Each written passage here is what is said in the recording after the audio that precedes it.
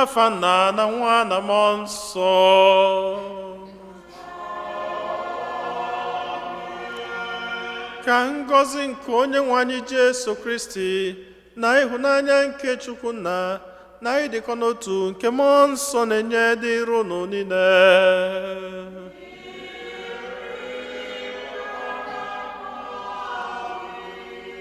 Ụmụnne m na Kristi, tata bụ izuụka nke anọ n'oge anyị na-eme mmemme anyị ji akwado maka ọmụmụ nke onye nzọpụta.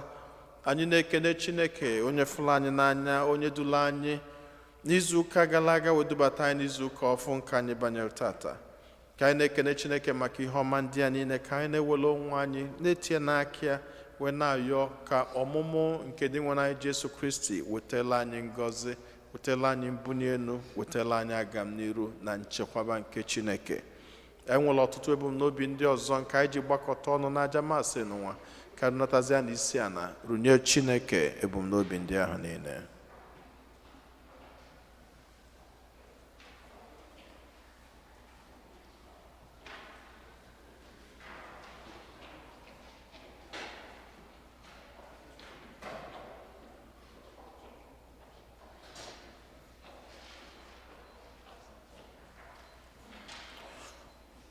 Ụmụnna, ka anyị kwado onwe anyị nke ọma maka nnukwu emme nke Yukarịstịan nwa site n'ikwupụta njọ anyị.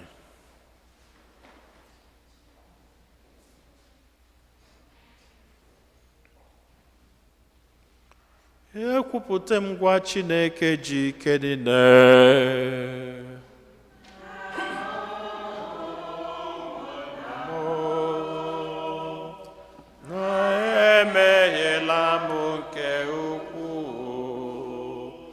Site n'echiche na okwu n'omume,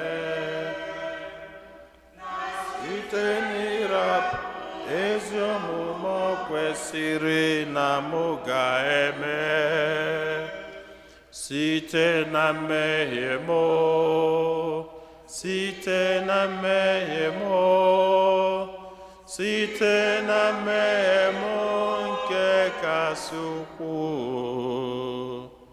Nye ka m ji ayọ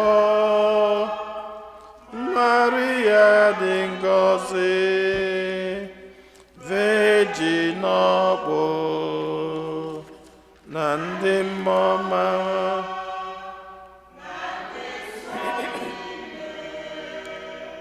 na unu ụmụnna m,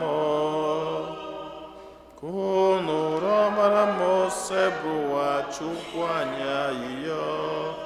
Ka Chineke ji ike niile mere anyị ebere, gbaghara anyị njọ anyị, duru anyị na ndụ webebe.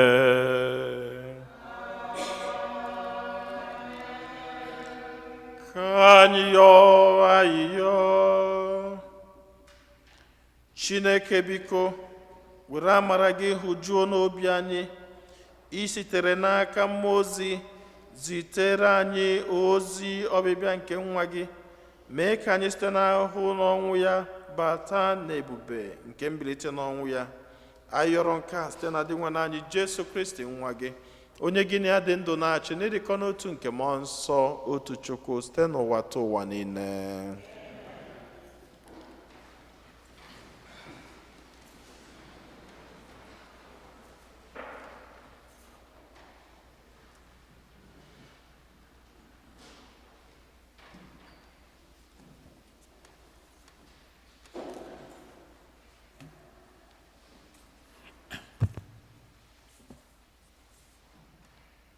Ihe ọgụgụ ewetara n'akwụkwọ onye amụma Maịka.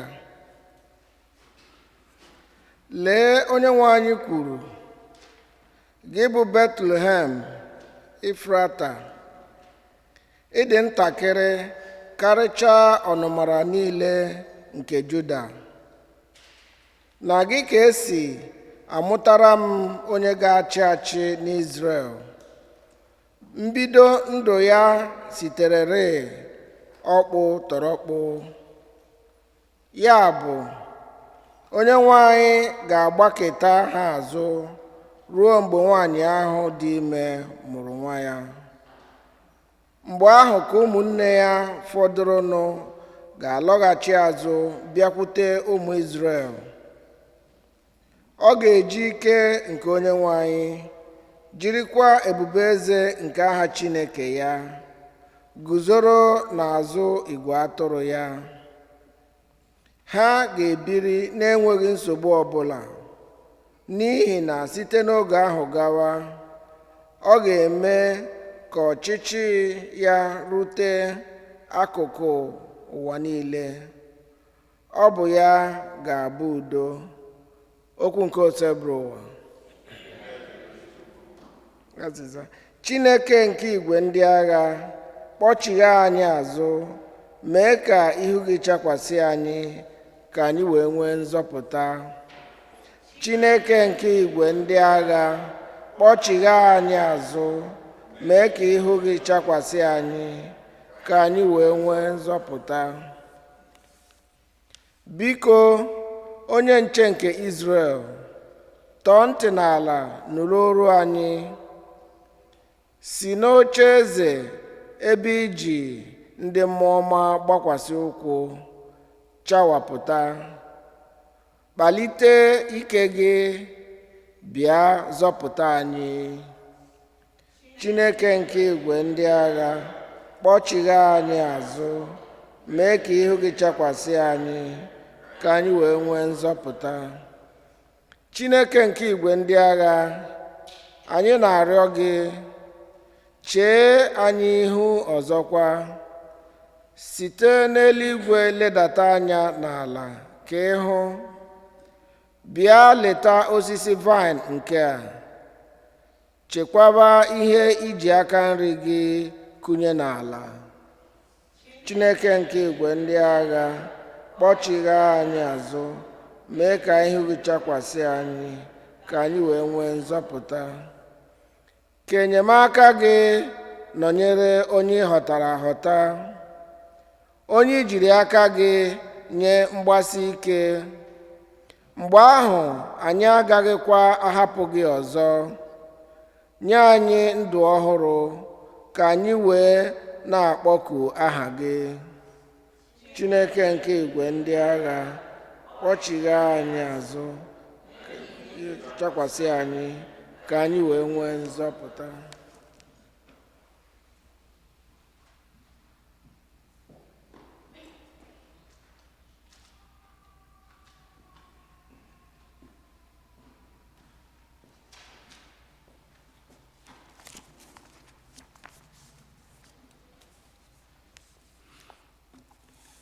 Ihe ọgụgụ e wetara n'akwụkwọ ozi edegara ndị Hibru. N'ihi nke a, mgbe Kristi na-abịa n'ụwa, ọ sịrị Chineke, ọ bụghị àjà na anụmanụ echere n'ihu gị ka ị chọrọ, kama otu ahụ ka ị kwadebere m. Àjà nsure ọkụ na àjà eji ebupụ mmehie adịghịkwa atọ gị ụtọ.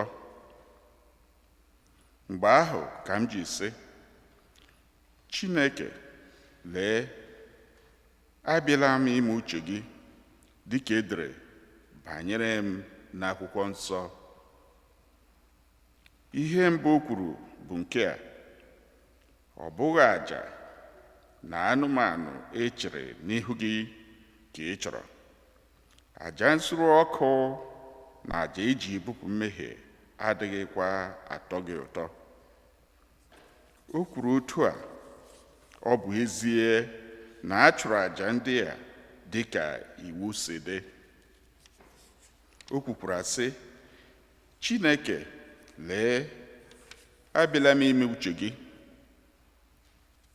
Nke a na-egosi na Chineke ewepụla àjà ochie mbụ niile, were nke abụọ bụ àjà nke Kristi dochie ọnọdụ ha.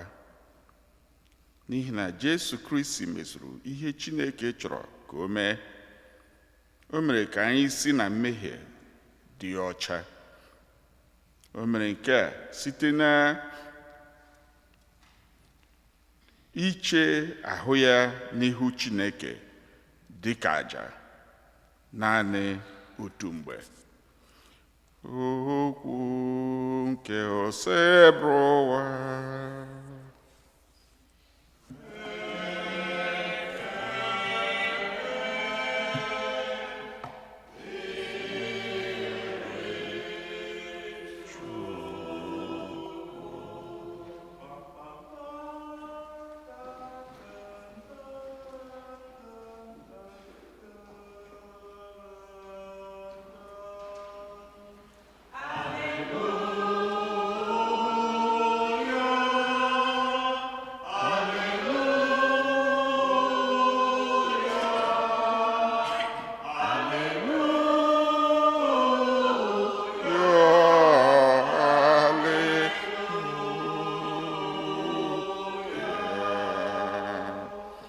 Abụ m odibo nwanyị nke osebrowa, ya rere m ka i siri kwuo.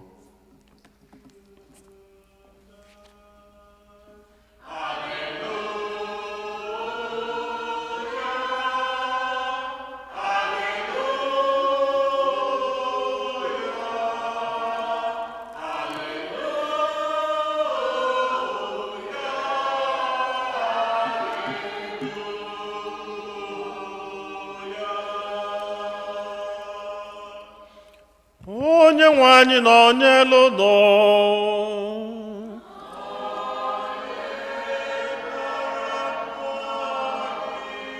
Ihe ọgụgụ nke ya si n'oziọma dị nsọ nke Luku dere.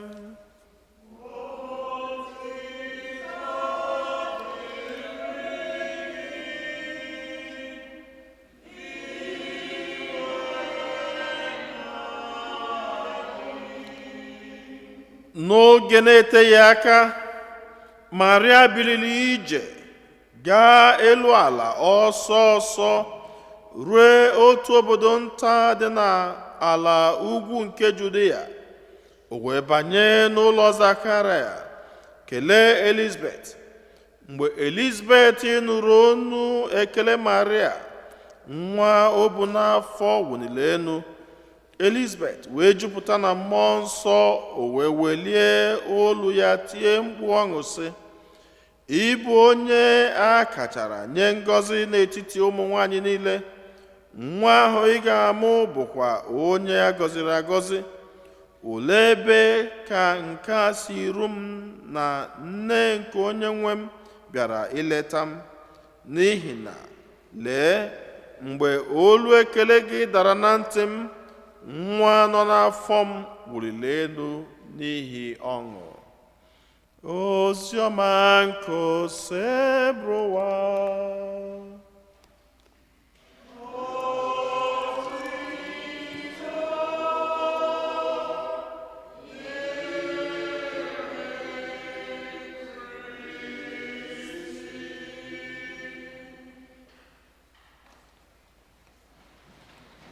Otito dịrịnụ Jesu, onye jisi ike, onye gbakọta ya lụ. All right. Kemgbe afụgo nke afọ ọ naghị adịcha mma. Dr. Mọsọ, ọ dị ka ndị otu gị niile ndị otu gị gbara ọsọ atak. Alisa aka foto side a. Tata bụ ụka nke anọ n'oge Advent, and practically this is the last Sunday of the season of Advent. Anụnụ n'anya na-afụ na kandụl anyị na ojezugo, ọ gbachago round galụ ofu abụọ na nke ịtọ. Ụkasị anyị nwebe aṅụrị that we shall rejoice in the Lord. Then lute nke ịnọ. So tata bụ the last of the candle. The next anyị ga-afụzi bụ the light of Christ. Ife Chineke ịbata na ndụ anyị, ịbata n'ezinụlọ anyị, ịbata na be anyị idu anyị ogologo ndụ anyị niile. Ọ bụla ya bụ ihe lụtụrụ aka n'isiokwu tata, mana tupu anyị lụtụ aka n'isiokwu anyị bụ everything is possible for God, or with God nothing is impossible. Ya bụ etu ọ bụla esi lụtụ ya aka ofu okwu ahụ, with God everything is possible and nothing is impossible for God. Omemma nara ekene dị mma, omemma nara ekene, omemma nara ekene dị mma, omemma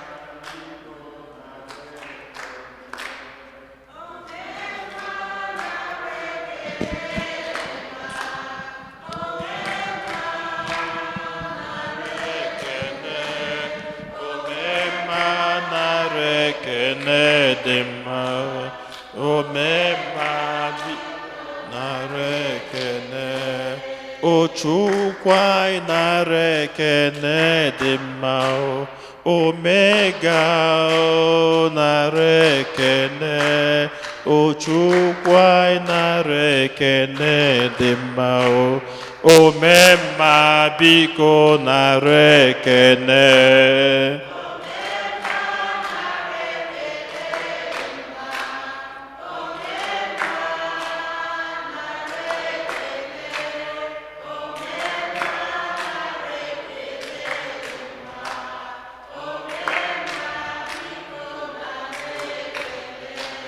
Omemma nara ekene mu, omemma nara ekene, omemma nara ekene gyo, omemma biko nara ekene.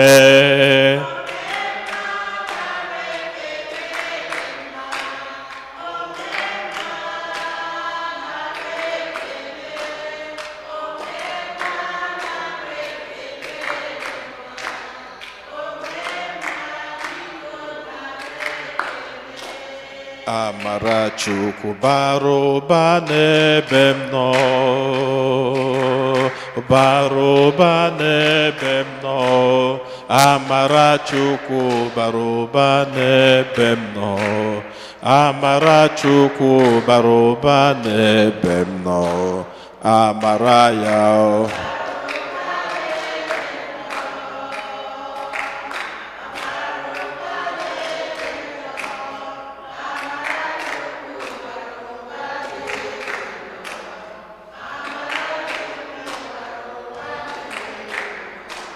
Amara ya bara ụba n'ebe m nọ,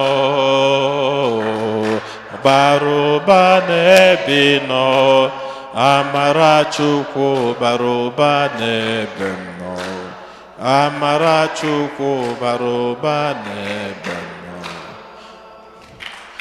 bara ụba n'ebe m nọ, ngọzi ya bara ụba n'ebe m nọ, amara Chukwu bara ụba n'ebe m nọ, amara Chukwu bara ụba n'ebe m nọ.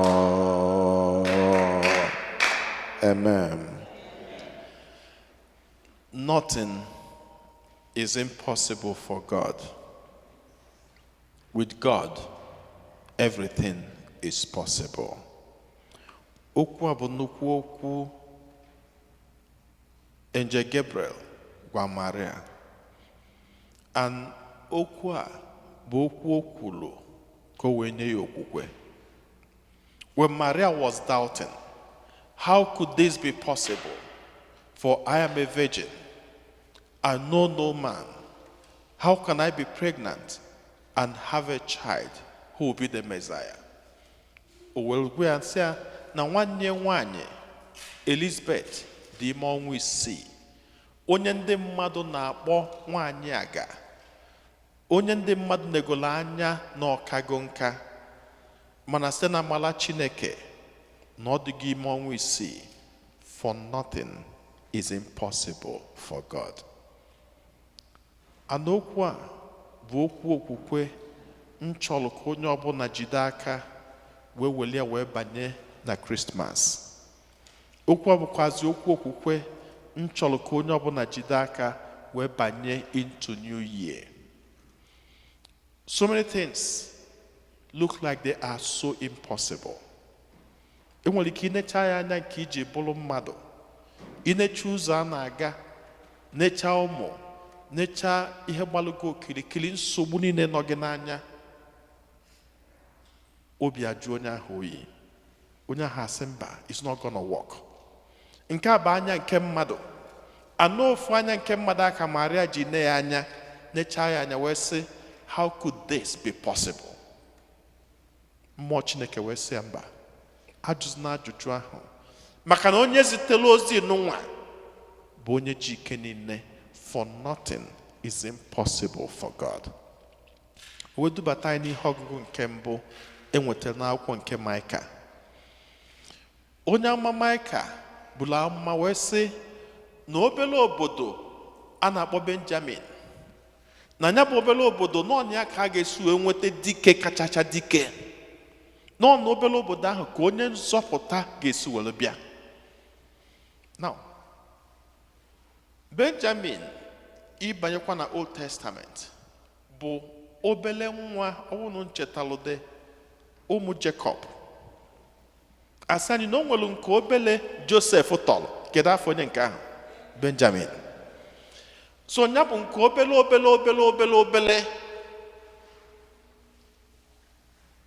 enwere onye ọ bụ, and is connected to Bethlehem. And out of this small town, and out of this small person shall come the Messiah. A small city founded by a small person shall come the Messiah. And there are so many times anyị nwa na-ene onwe anyị anya ka mmadụ. Anyị na-eche onwe anyị anya sị, who am I? How could this be possible? Onye ka m bụkwanụ? Na afụbeghọ ndị kwụ ọtọ, ọ bụrụzi amụnwa megịnị tukwu etukwu. But it's not true. Because everybody is the same in the sight of God. And na nnukwu tata na abụ gịnị obelechi. Echeta m mgbe anyị na-eto eto n'ụmụaka, there was this man who was virtually the richest man na Nobi at the time. He lives in Enugu, a huge contractor, very huge. Nwoke a na-anata Christmas, etu a na-ana Christmas, moto na-anọbie ma tipa ndị contract, ndị na-anyalịa moto, mana personal car ya na-elucha about 15. Eji anata Christmas, mgbe aka pelu mpe Christmas. Moto abụọkwụ mgbe aka ma Pajero pụtachala ọfụ. Ị ga-afụ Pajero, ị ga-afụ Citron. Citron bụ moto ọ ga-abụ ọga, amara m ụmụaka ma amachazi nke ahụ. Citron bụ ọga ga ọgbanata brek, azụ ya drop ụwa ọkwụrụkwa. Efere anyị manọ onye bụ ewe oke ozu n'aka na onye eliri ọgarị amemetụ dị aka ma ya fọdụzi abanye. Citron a nwere ike paaki 3 different colors n'ime compound a. Driver si ka nkụ. Gịnị bụ driver? Maka ma ndị na-anya tipa ma ndị unye was something else in those days. Maka mgbe ahụ onye papi agbanere lụtagodo obere ụlọ ana ka anakpute wee na-alarụ ụla, mana onye nke alụ 2-story eji stone wee paint. They were living. For some reasons, na summer ka m gbafeta n'ụlọ ahụ, because we used to go there. Mana ịmago ụmụ ọgaranya karịchara onye ọbụla. Ụbọchị ụmụaka ya chọrọ ịpụta kene ụnụ ha apụta. Ọ na ha chọrọ ịpụta sị gị, oh, Kanto is sleeping. Ịkpụrụkwa trouser gị megide. Ịmakwa ebe isi bịa tọnụkwa azụ gị na-emegide. Ị na-ahụ ebe isi bịa. Ha chi ije ụka, ibulucha ha na Mercedes. Bulu ha enwere ike sọsọ ije ụka Sunday.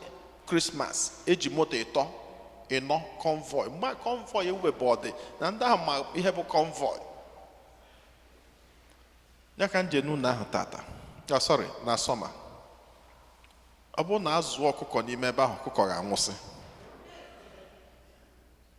na ọkụkọ ahụ will not be comfortable n'ime ụlọ ahụ yinekata ụlọ nke a nọkata nsị ụlọ a si gravel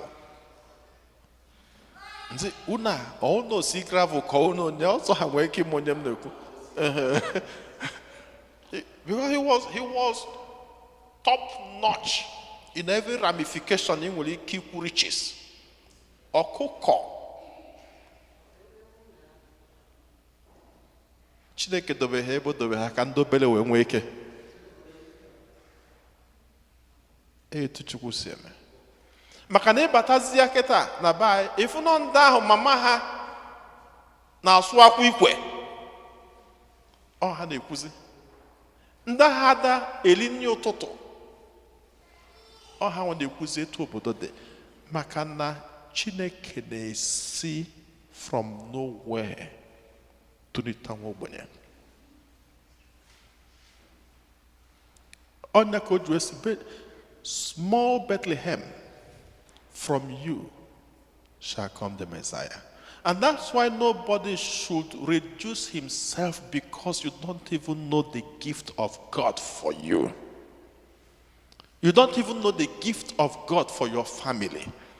It may not be good today in the eyes of men, but you don't know what tomorrow has.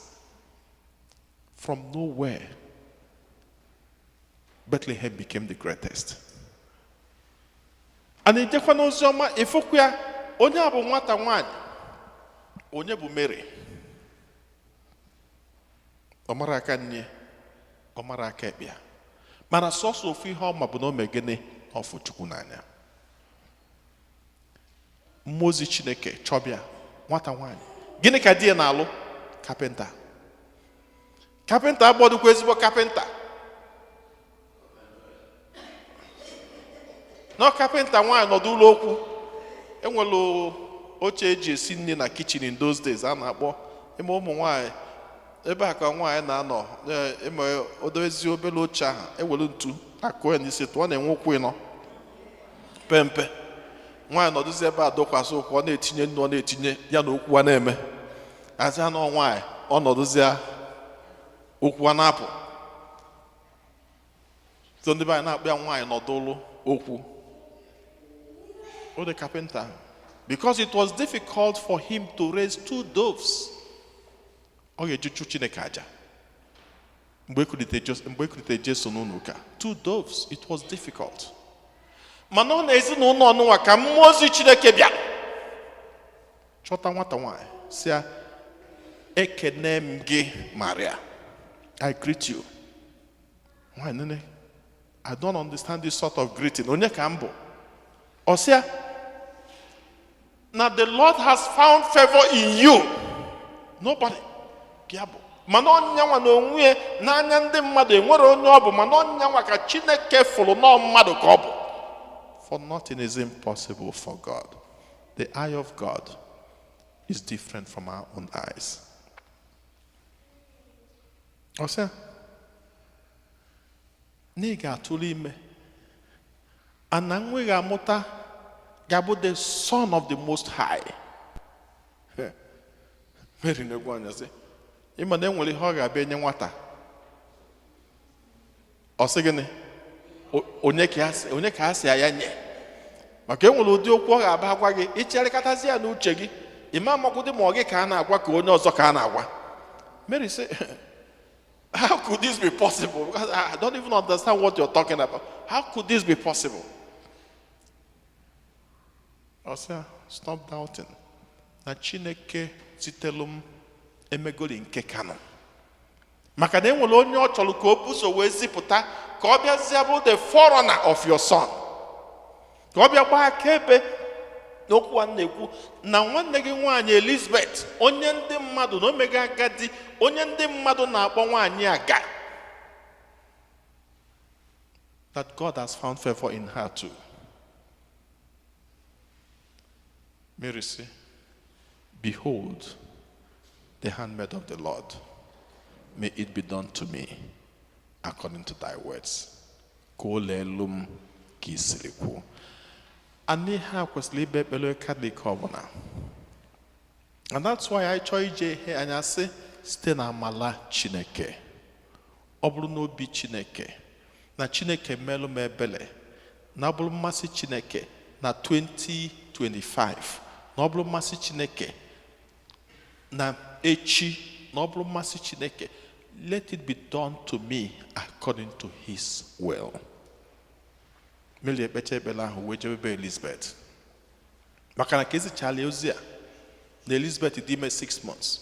Kedu ihe Mary mere?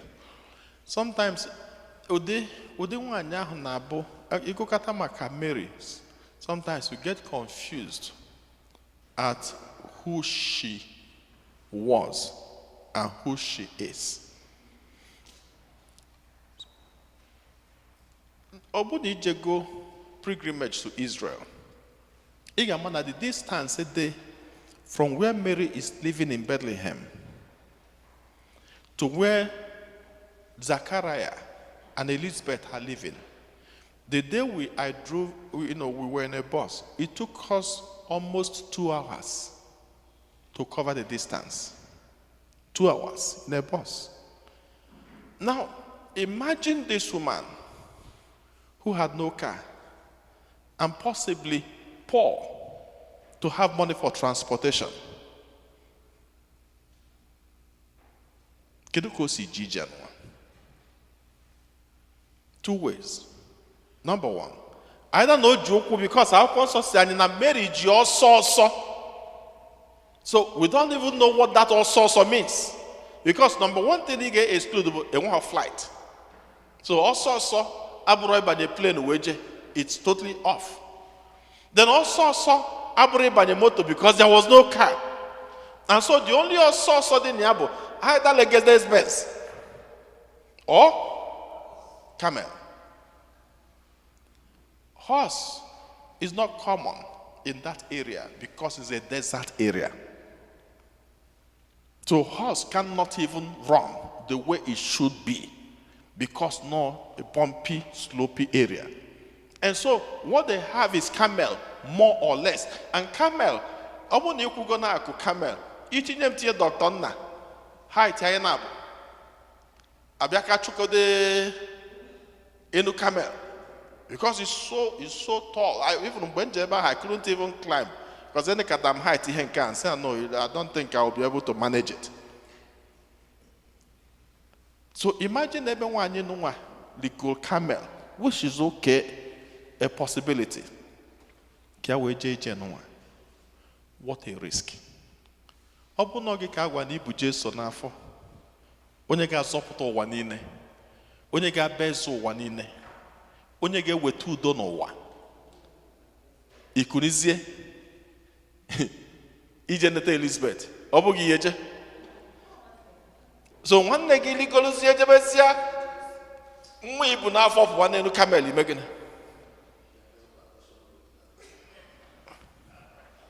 Maọbụ ijebezie ha ahụ camel sukatazia gallop. It's not ihe adapụda because normal person ga-ebido fact about the risk dị na ya bụ ije. And that's why sometimes anyị eburu ụzọ jelu Chukwu ije tupu Chukwu ejebela anyị. Sometimes anyị anọdụ Chukwu n'ihu, Chukwu anọdụ n'azụ anyị, mana kedu onye ga-anọ n'ihu? Chukwu ga-edu anyị nụ. Mana mgbe ụfọdụ anyị nwa ga-anọ n'iru, Chukwu anọdụzie n'azụ na-ekiri anyị. Anyị na-ezuzugharị, anyị zụchazie anyị emegide, anyị return kwa back to Chukwu. Chukwu azị anyị ngwa, let's move. But one in one, I say, God, you reveal this to me. I am going to do your will. Osete pije. That's anyị maka ije amala ahụ o jelu. Maka nnukwu ihe ọma ahụ o mere. Ozugbo na-azọ atụkụ na be Elizabeth, gịnị mere? Asị anyị Elizabeth jupụtara mmụọ nsọ. Ojila amala bata. Ojila udo bata. Ojila ịfụnanya bata. Elizabeth jupụtara na mmụọ nsọ.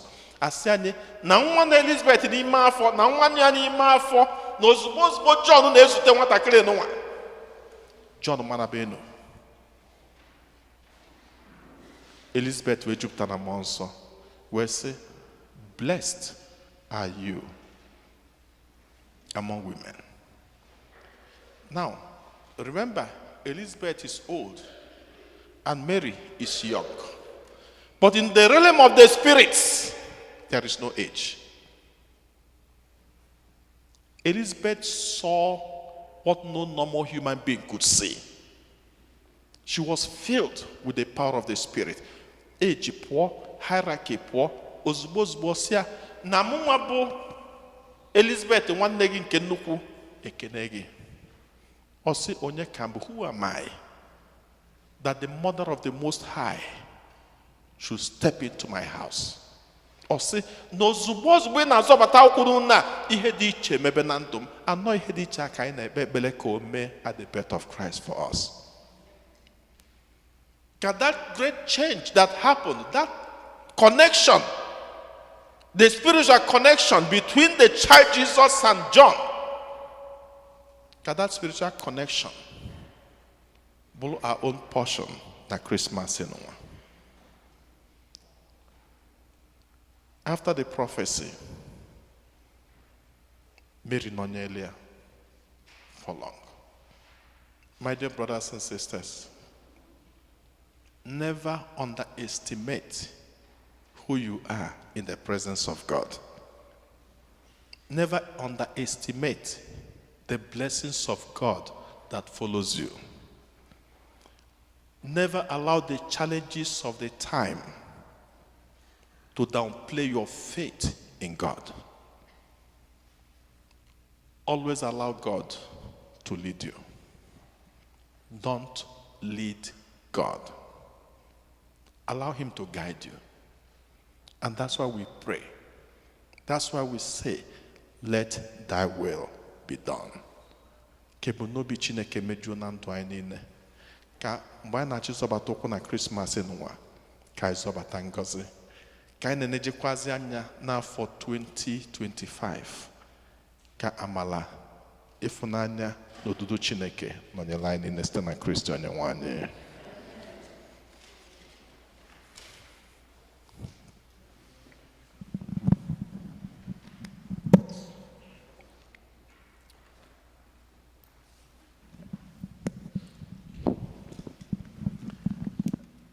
Ekwem n'otu Chineke.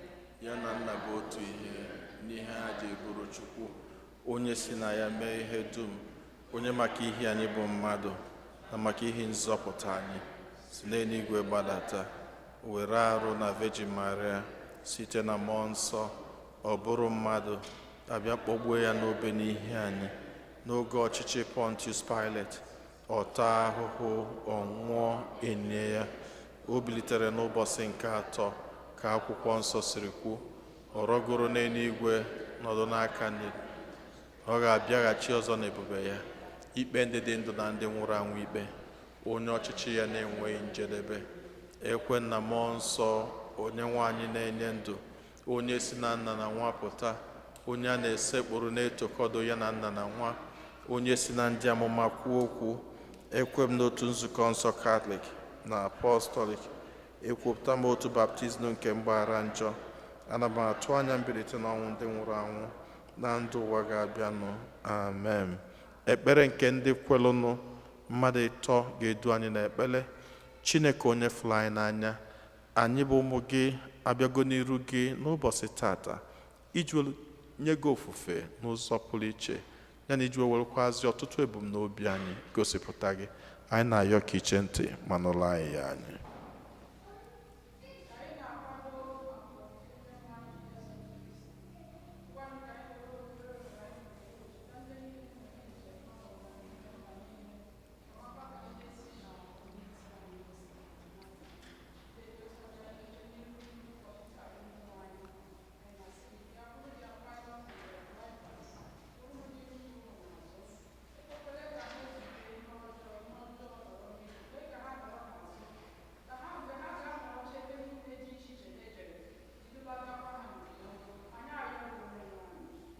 nna anyị nụrụ anyị anya.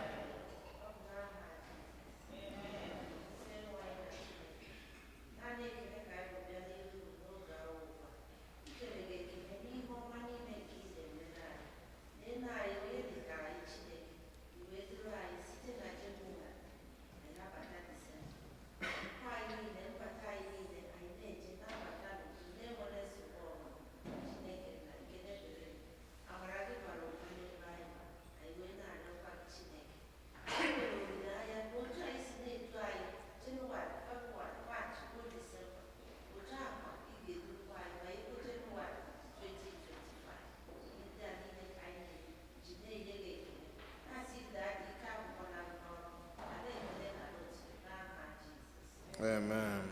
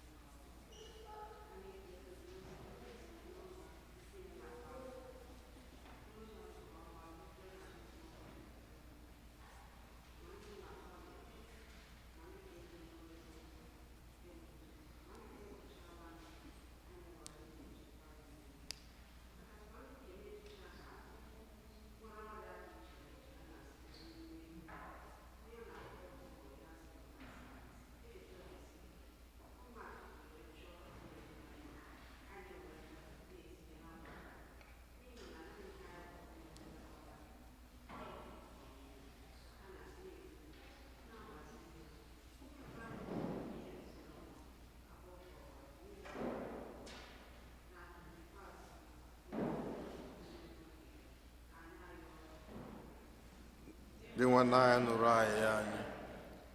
Ka anyị natazi isi a nara onye Chineke ebumnobi ndị ọzọ.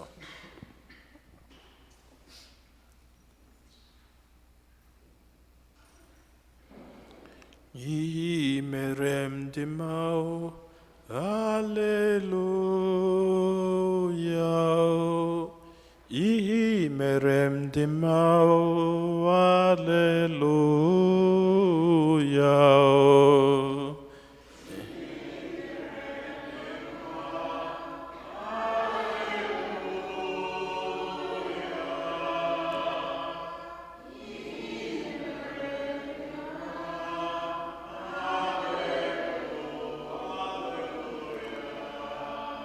Ngọzi nyere m dị mma o, aleluya o.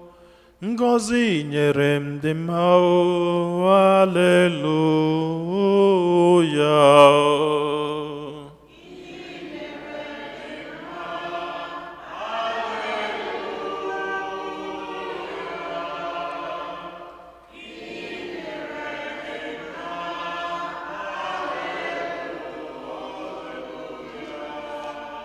Chineke nna dị ebere dị ịfụnanya, anyị ewelugo onwe anyị ebumnobi anyị, ọnọdụ ndụ anyị niile wee na-abịakwute gị n'ụzọ pụrụ iche, n'ihi na akwụkwọ nsọ gị jụrụ sị,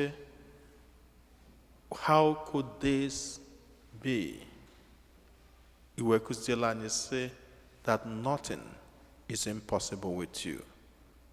Lord, anyị na-eweluzi ọnọdụ ndụ anyị, ihe niile na-akpa anyị na-erunye n'aka gị, na-ewere ezinụlọ anyị, echiche obi anyị niile, wee na-ayọ ka ọmụmụ nke onye nzọpụta wetala anyị mbunye elu, wetala anyị agamniru, wetala anyị udo, wetala anyị amara, wetala anyị ike.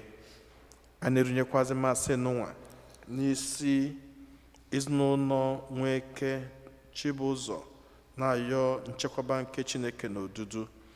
A na-erunyekwazi ebumnobi ndị ebe Tobias na Basiliana, na-ayọ ka Chineke mejupụtara ha ebumnobi ha.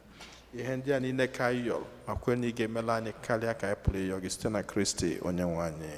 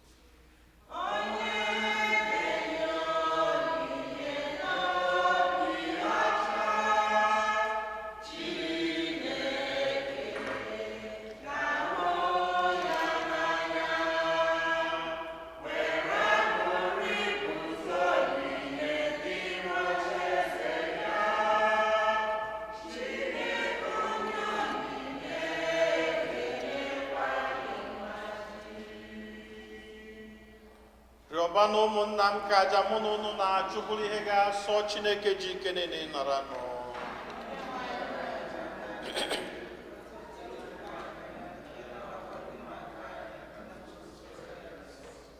Di nwenụ, anyị ji aṅụrị na-ebute onyinye n'ebe nchụaja gị dịka isi were mmụọ gị doo Maria sọ mgbe ọ dị ime nkesa otu nwa gị.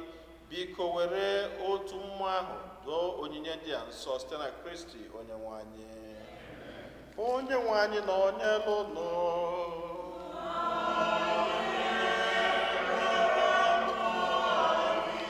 welite n'obi elu.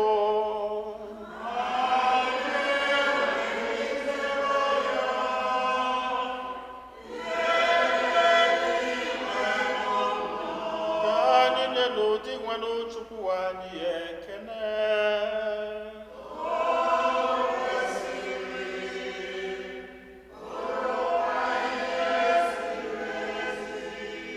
O kwesịrị ezi bụrụkwa ihe ziri ezi na-asọ ndụ na anyị ga-enye gị ekene oge niile na ebe niile. O nna dị nsọ, Chineke ji ike niile eji ụwa tụ ụwa site na Kristi dị nwe n'anyị, onye ndị amụma niile kwupụtara ọbịbịa ya. Nne ya bụ Virgin jiri ịhụnanya na-enweghị atụ buo afọ ime ya. John Baptist mara amụma na ọ ga-abịa were gosi ya mgbe ọ bịara. Ebe anyị na-akwado maka oriri nke ọmụmụ ya, ya bụ Kristi na-eme ka obi anyị ju na aṅụrị, ka o wee bụrụ na mgbe ọ bịara ọ ga-ahụ na anyị ji ebere na ukwe otito na-eche ya. N'ihi nke a, anyị na-eso igwe ndị mama niile nke eluigwe na-eto ebube gị oge niile n'ukwe na-ekwe.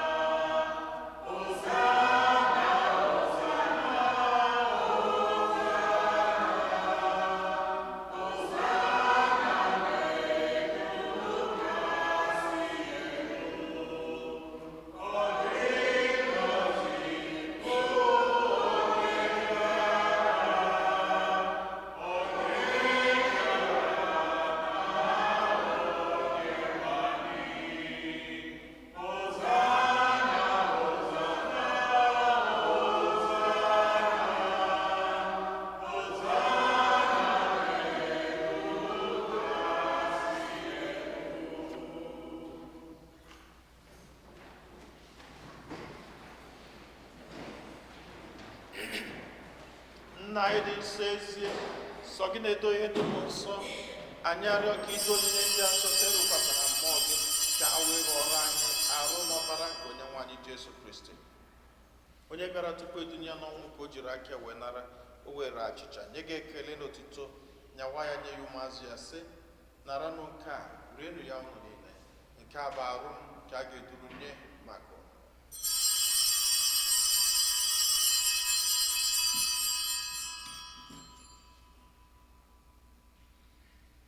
otu akwa ka o si mee mgbe ha richara nri anyasị. O buru iko mmanya nyekwa gị ekele n'otito, bunye ya ụmụazụ ya sị, naranụ nke a, ṅụọnụ ya ọnụ niile, nke a bụ iko nke ọbara m, nke ọgbụgba ndụ ọhụrụ dị ebebe.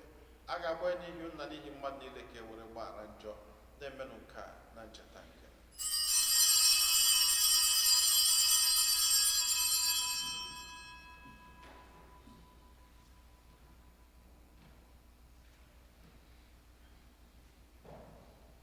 ka anyị kwupụtanụ n'ihe omimi nke okwukwe anyị na-eme ugbu a.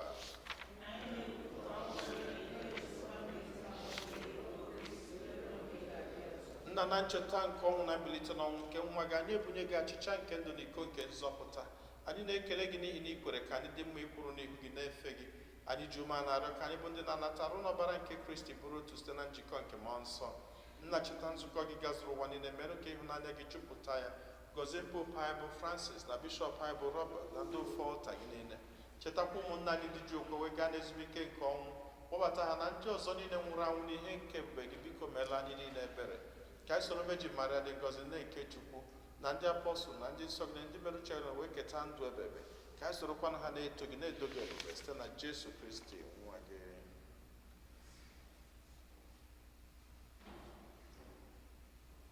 Ihe niile ekere eke na-eso ya bụ Kristi, na-esikwa n'ime na n'aka ya na-edikọ n'otu nke mmụọ nsọ, na-enye gị bụ Chukwu nna ji ike niile, nsọpụrụ na otito niile site n'ụwa ta ụwa niile. Nna anyị nọ n'eluigwe,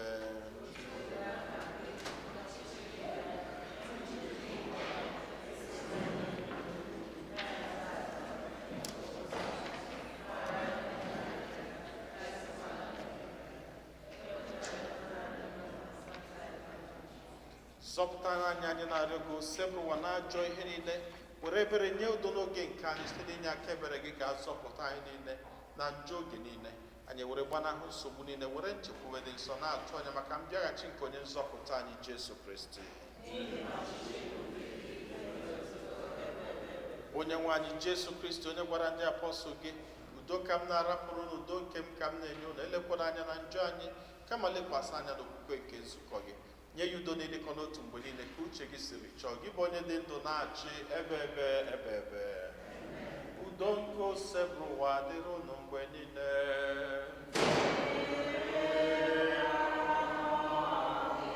Nyerịta n'onwe unu ekele nke udo.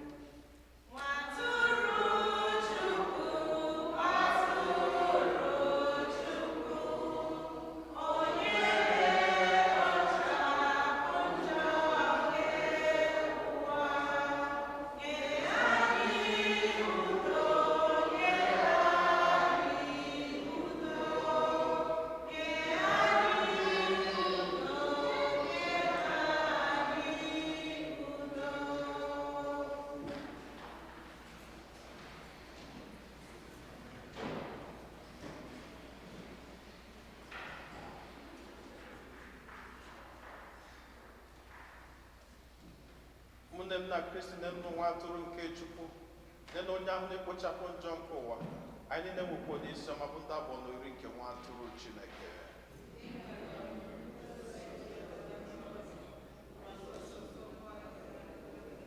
Ka arụ n'ọbara Kristi chekwaba anyị niile were na ndụ ebebe.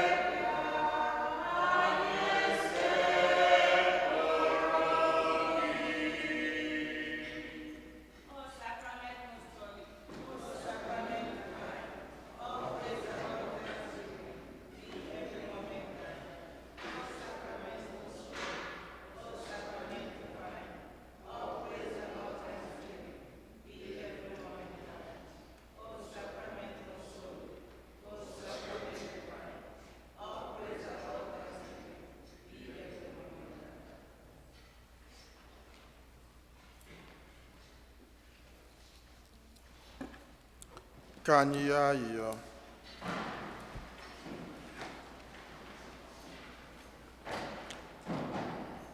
Chineke pụrụ ime ihe niile, inyela anyị oriri nsọ nke a iji gbaa anyị ibe nkwa nke ndụ ebebe ikwere anyị na nkwa.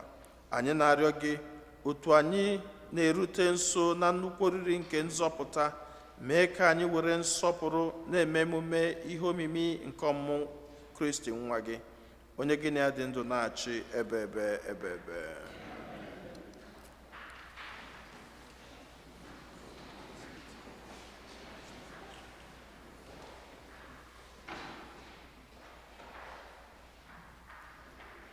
Otodiri Jesu, second collection. Badata narekene, omemma badata narekene, izuru geme.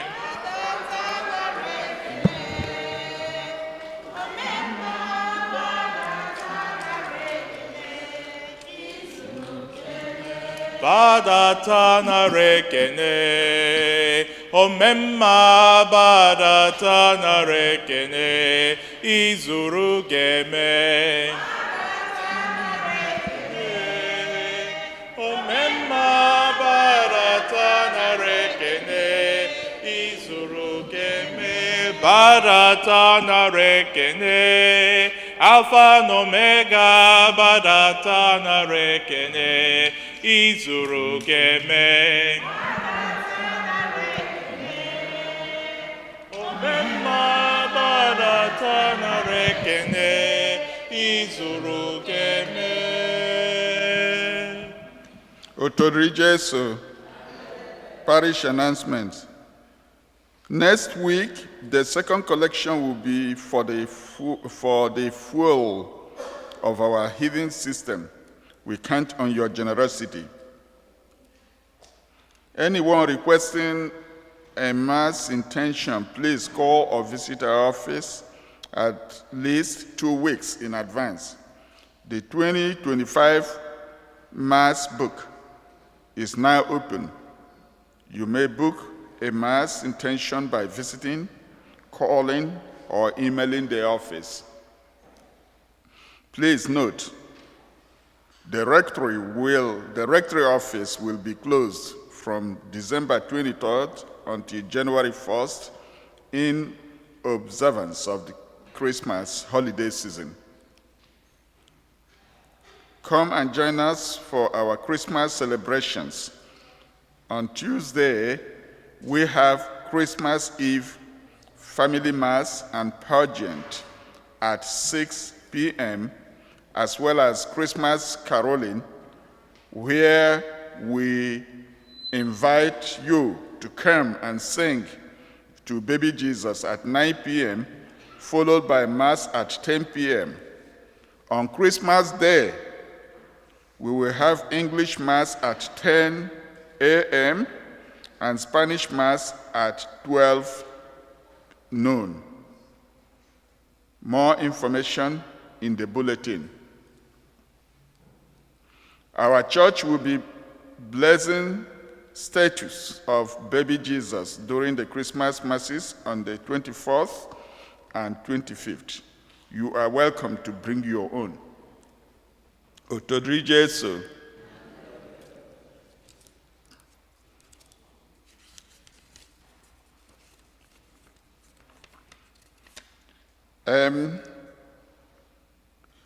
When they cannot hear, never travel, inevitable blessings from the priest, special prayers. Anybody that hasn't been blessed and prayed for by the priest? Okay. Any birthdays? Anybody celebrating birthday this week? Anniversaries? Any anniversaries? Anybody worshiping with us for the first time today? Is there anybody here worship? Okay, we have somebody. All right. Come on.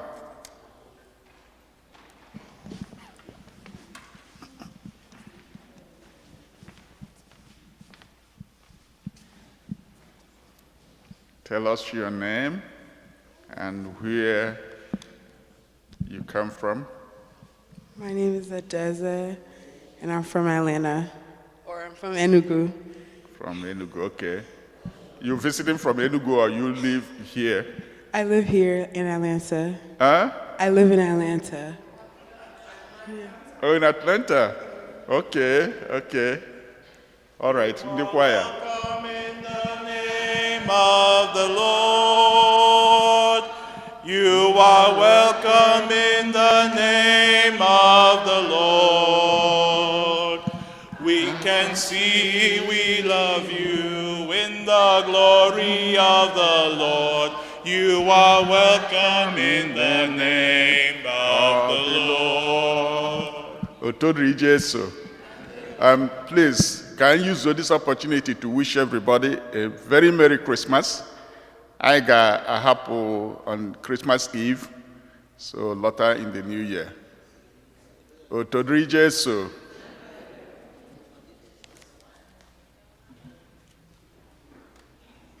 So onye ọbụla chetakwa enwe mass na Wednesday. Kemgbe Christmas. Wednesday. Not just can report and continue. So now what is that man na ndị nọ n'ụka? Achọrọ m miss any of you on Wednesday. Okay. If you're not working on that day, achọrọ m ịfụ gị n'ụka. Ụnụ bịa ka anyị ka ụka Christmas. Onye ọ na-atụ ya ka anyị pụta 1:30. 1:30 at the same time, normal time, yeah. Okay, no, no. Okay, so now do get on now. I didn't get on look at 1:30 Kaoka Christmas Wednesday. I can see Zoka. I just TV on.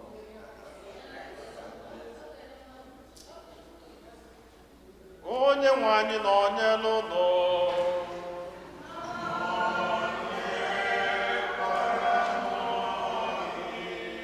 Chukwu Chike niile gọzie unu, Nna na Nwa na Mmụọ Nsọ.